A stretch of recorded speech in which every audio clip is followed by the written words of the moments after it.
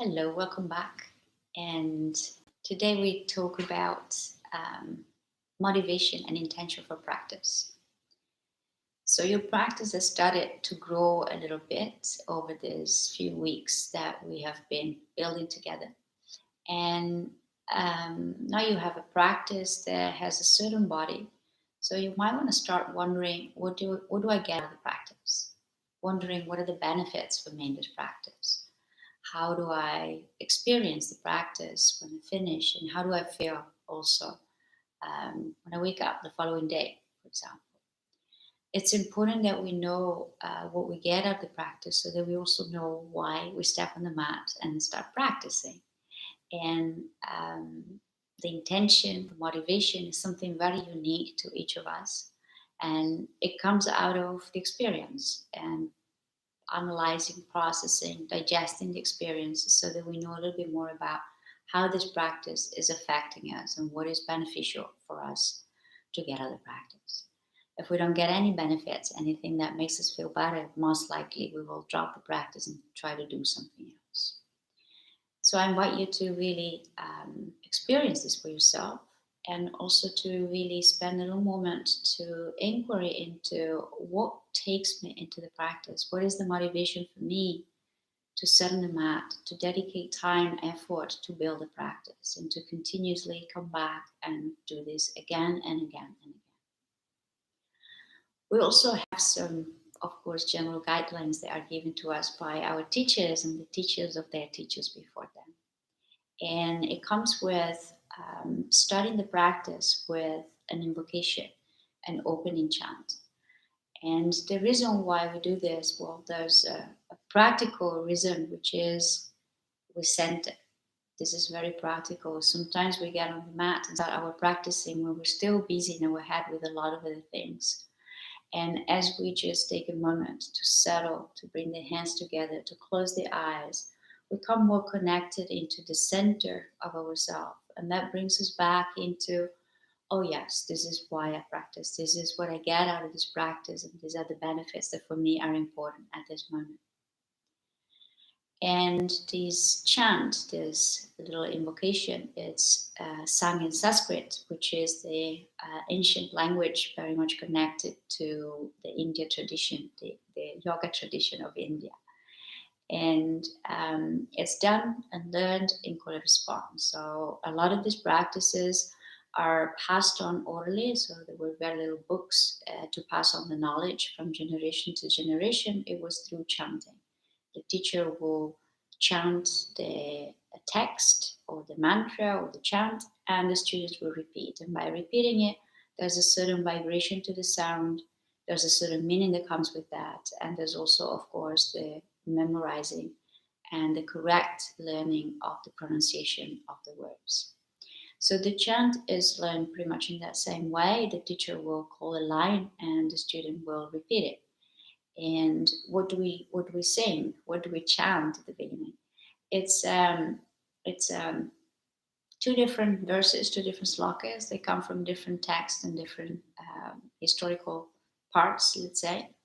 But what we do at this moment is we remind ourselves that we are practicing something that comes from lineage. Lineage means that the teachings have been passed on from generation to generation, from teacher to student, for a longer period of time in an uninterrupted way, so that the teachings have been preserved as pure as possible. And the teachers of the teachers of the teachers go all the way back to a sage called Patanjali, who lived somewhere about 2000 years ago, probably in North India, and compiled this text, which is called the Yoga Sutras of Patanjali, where Ashtanga Yoga is exposed, is described in its details, and basically it gives us all the information that we need to know to set onto the yoga journey. And so Patanjali is considered to be the father of yoga all the way to the modern yoga that we practice nowadays. And part of the chant is to give a sense of thankfulness and gratitude to our teachers. If we didn't have teachers, we will not be able to practice this today. So remembering that this knowledge is passed on through the efforts of many came before us, And so there's gratitude that comes with that, a sense of appreciation, a sense of being thankful for having received the teachings from the teachers before.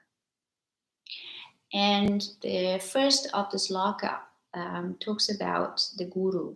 And guru is, again, also a concept that very much comes from the India tradition. And the literal meaning of the word guru, which we generally translate as teacher, for us in the West, the teacher has a different role. But in the Indian tradition, the guru, the teacher, is like a mentor that helps the student to literally remove darkness. So it's the role of the, the mentor that guides the student to find the truth, to find the light, to find those tools that are necessary for the student to figure out what is the next thing or the right thing for them to do. And so what do we chant? What do we say? I'm just going through the meaning line by line, and then we're going to chant it together. The first part, so the first sloka says, Vande Gurunam Charanara Vinde, Sandarashita Swatma Sukhava Bodhe, Nishreyase Jangalikaya Mane, Samsara Hala Hala Moha Shantyai. What does it say? So we start with a bowing, a kind of lowering our head. And bowing is again a form of paying respect and surrendering. And who do we bow to? We bow to the lotus feet of the plurality of the gurus. So it's not just one teacher, one guru that we refer to. We're referring to the concept, to the idea of the guru as the guide that help us to find the direction that we need. And the lotus feet are, again, part of the tradition would be to touch the feet of the teacher, of the guru, as a place of great gratitude and also receiving the blessings from the teacher in that way. And the next three lines are basically describing the role of the guru and what the guru represents. So it says that the guru awakens the insight into the happiness of pure being. What do we want from practice? What do we want from the teacher? Why do we come to a practice or to a teacher? To deal with our suffering. And that could be physical pain, it could be emotional pain, it can be mental difficulties. But most of us come to practice looking for some kind of relief from something that just doesn't feel so good. And so the idea is that there is a place of happiness deep inside that is not related to the physical circumstances that we're going through, but is always available and it's always prevailing. And that is the nature of our being. So the guru will help us and the practice will help us to get to know ourselves a bit better and to know how to find that sense of contentment and pure happiness and bliss within ourselves. And the guru is also described as a place to take refuge. So we, in the past, at the time where the yogis were living in forests and they were getting sick, they were going to the forest. And they were going to the forest looking for the jungle physician, the shaman, that would know which herbs and which of the barks, maybe the fruit, would be helpful to heal the student, the person, with whatever is the problem that they're dealing with. So we are looking at the guru in the same way, with the same type of capacity that on the jungle physician, the guru has his own experience or her own experience, direct experience of the process, so that it will recognize what's going on in the students to be able to help them, direct them towards finding relief from the current suffering. And what is this jungle physician doing? So what is the guru doing? Is ultimately eliminating the delusion that's caused by the poison of samsara. Samsara is a big concept, and I'm not going to go into much of details, but it's very much connected to the idea that within life there's the cycle of life and death, and within life itself there is suffering. And so the poison is due simply to the fact that we are born and at some point we will die. So this is the first of the two sloka, and the second sloka goes Abahu Purushakaram Shankachakrasidarinam Sahasrashira Samshvetam Pranamami Patanjali. And this is specifically connected to Patanjali.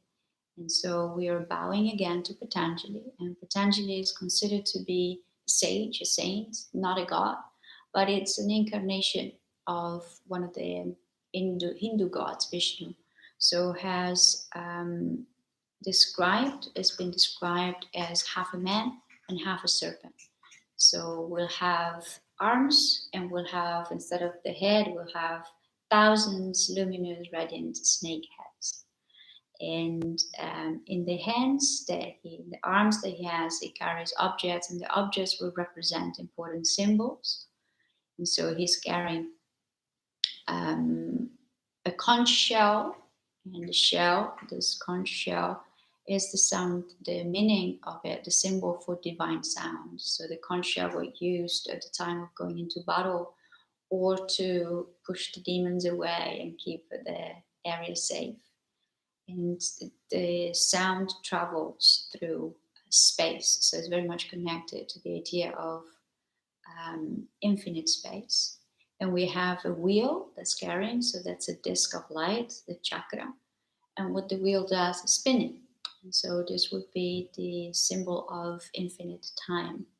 And the last item that he's carrying is a sword, which is a symbol for discriminating. Very important part in yoga philosophy, as we learn how to discriminate in between what is beneficial and what is not. So this is what we do in the second sloka. We just prostrate to Patanjali, remembering what he's been depicted like, and remembering what it stands for in terms of the space, the time, and the discrimination. And the chants always start with the Om and ends with the Om. So I'm going to chant it one time, line by line, so I'll give you space to repeat it. You can easily Google it and find the words, but as I said, it's generally learned simply by repeating it orally. And in that way, you just familiarize with the sound, and eventually you get to memorize the words. And if you are curious, you have a little bit of time, you can Google Ashtanga opening chant or invocation, and you will find plenty of YouTube videos and descriptions with the word by word meaning. The hands come in front of the chest, in front of the heart, pressing the palms together. You can close your eyes.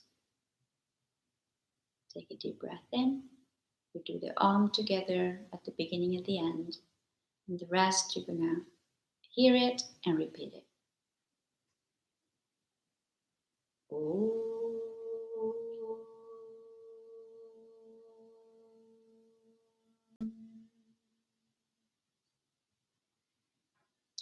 Vande Gurunam Charanarvinde Sandarashita Swatma Sukhavabode Nishrayase Jangalikayamane Samsara Hala Hala Mohashanti Abahu Purushakaram Shankachakrasi Dharinam Sahasra Shirasam Shwetam Pranamami Patanjalim.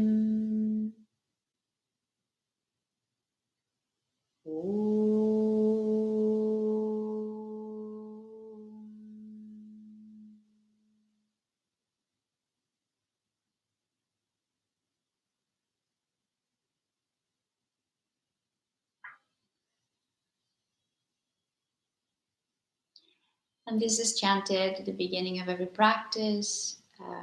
This is a little slower. When we chant it, it can be a little longer for the color response, or simply you go along together with the teacher, depending on the teachers, the school, and the places you're going to end up practicing.